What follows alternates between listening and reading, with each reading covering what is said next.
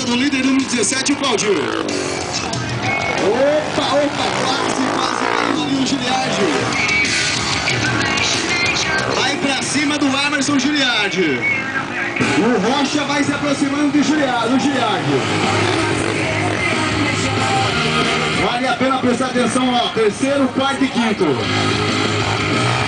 O Emerson Giliardi e o Rocha.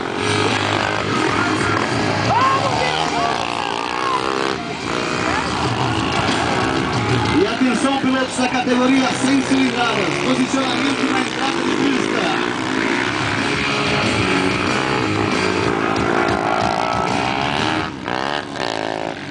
Lá vem o líder. Vou passar aqui e pegar o tempo do líder. Lembrando que